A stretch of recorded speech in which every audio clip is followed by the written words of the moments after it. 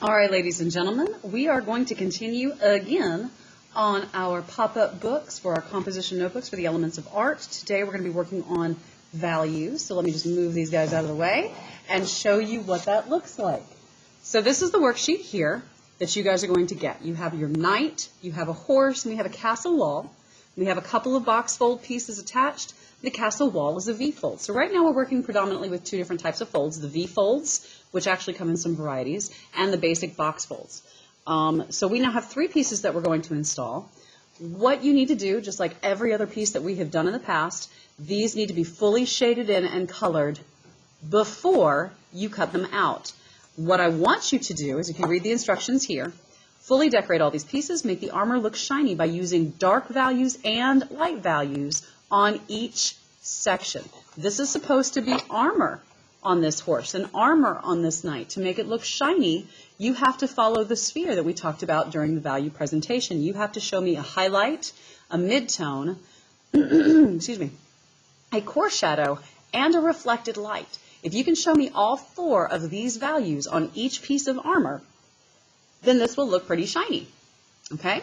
So that's your goal. You want to do that. You definitely want to do some values up in here as well. You want to shade, you want to shade the stone wall darker on the bottom, lighter on the top.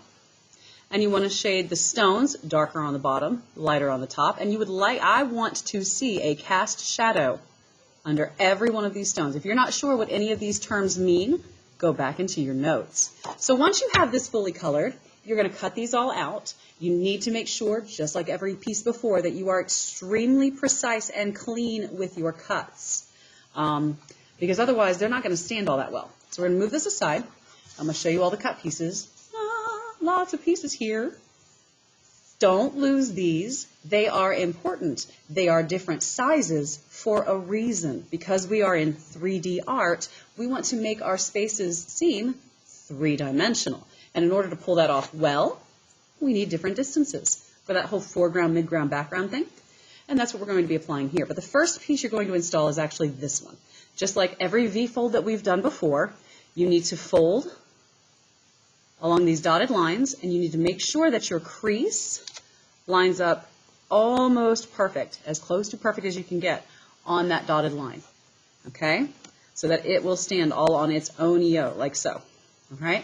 We need to fold our glue tabs down, and we're going to go ahead and do all the folding before we try to install anything.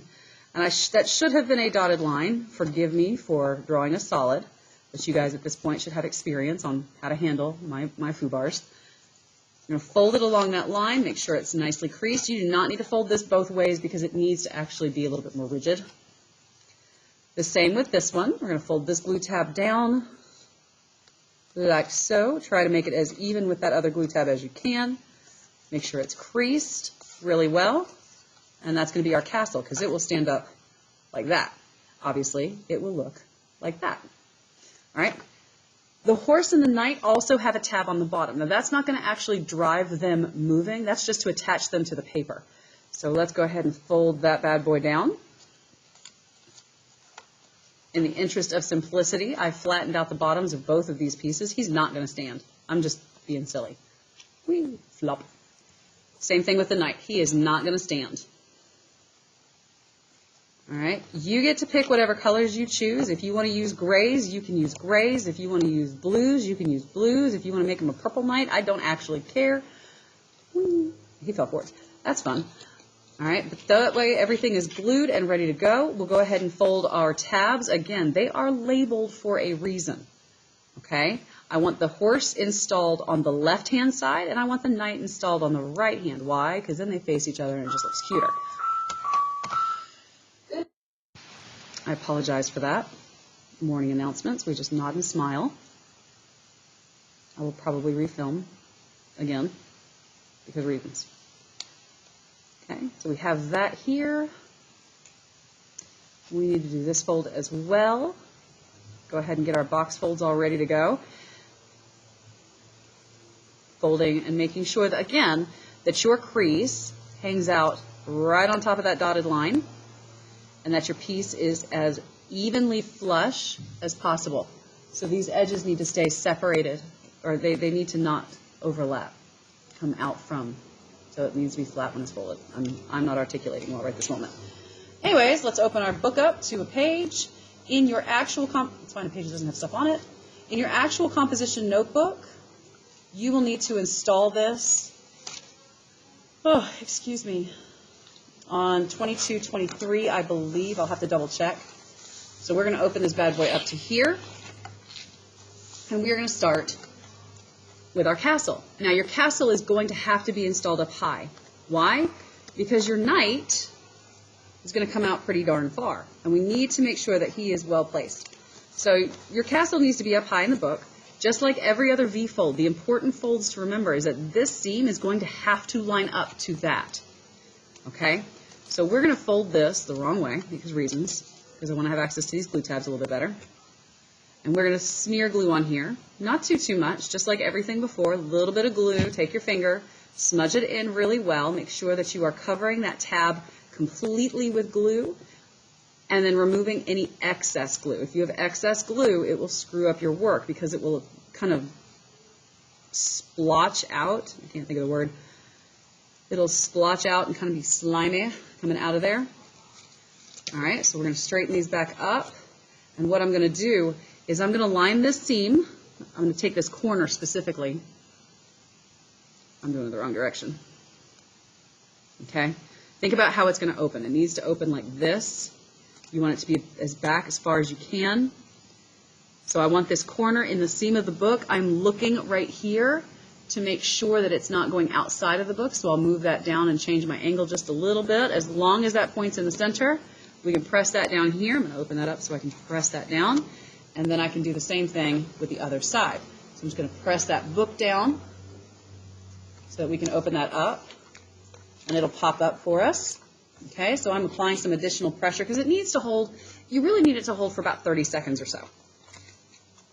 So we're just going to apply pressure on here and make sure that stays.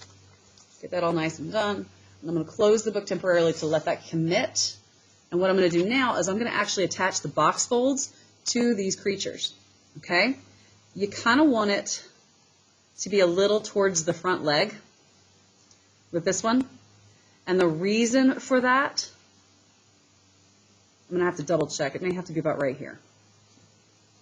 But the reason that you want it towards the front is because you got to make sure that this seam of the horse doesn't get too close to the center seam of the book. But I think that's going to be my winning spot right there. So let's open that book back up. Wrong page. There we go. This horse goes on this side, just like before with the clock tower that we did for the other section. You want these seams to run as close to parallel as possible. Now we have a little bit more distance here from here. We have a little bit more distance here, so if I fit this bad boy inside, I can actually technically measure it if I really am up inclined. Yeah, you see how that works? So it will install here. The horse box fold needs to stay exactly where I said it a little bit ago, right there in that inside section. So we're going to go ahead and glue that in. Make sure, again, you always put the glue on the smallest section that you're gluing. So instead of putting it on the horse and putting it on that little tab, make sure that you're running parallel with the base. It needs to be at a right angle. So I'm going to install this right here for my horsey horse. Nay, though no, not doing this. No, bad. It's totally bad. It's a bad joke. All right, my knight guy, I want him way out yonder. I could sit down and measure this out if I wanted to. And in fact, I think I'm going to, just to kind of show you the technique. If I take this box fold and I lay it up against that castle, and I place this down here, that's going to show me the line where I want my knight to line up to. So when I install him in, he'll come up to here. And he will be on the back side of that. So like this, not like so, like so. Okay? So he needs to be closer, not farther. But he'll line up to here, and then the horse feathers is going to end up over here. I mean, I could move him in a little bit if I wanted to, but you get the idea. It's pretty cool. It's a lot of distance here. It's on purpose to get you guys to give you guys the impression of how that works. So we're going to put some glue, just smudge it in, glue on the smallest part, not on the knight. I want to accommodate for the castle height, so I want it to be about yonder. Okay, so I'm going to put that glue right there. There we go. All right, so we're going to start over here with the horse. And I kind of wish that I had measured it out the same way, but I didn't, so regret. And that's fine. I'll show you what this looks like once it's built. You can at least see the pieces and how they're laid out. We want to line it up to be parallel. I'm going to back it up a little bit. So I'm going to actually do all my lining before the glue, and then I'm going to go ahead and make that mark. There you go. So that's where my horse goes. And I'm going to glue both of these tabs, because once this is in here, I'm not going to have a whole lot of flexibility. I'm going to do the base tab first. So we'll glue that in. Sound effects included at no additional charge. They're really bad sound effects, that's why they're going to charge. We're going to put the horse in. I'm going to fold that up just like I did with the watchtower. We're going to put the horse in right here, like so. We want to kind of hold that in place before we really progress any further. Now I'm going to apply a little bit of glue here on the end of this tab. As long as you're not rough, you can manipulate and move things around a little bit to kind of accommodate what you're working on. And you need to hold that in place. So that box fold needs to attach in. And make sure it's even. And we're just going to hold this stuff together for a little bit. Make sure it all goes in the right place. I am aware that the castle wall is significantly smaller. We're playing a little bit with space on this one. Plus, I didn't want to give you characters that were too small. We're going to do the exact same thing here with our knight guy.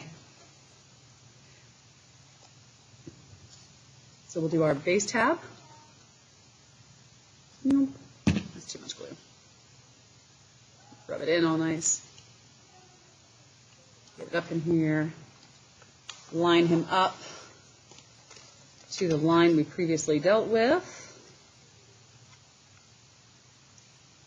Right about there. And you can see that fits pretty decently against the wall, which is good.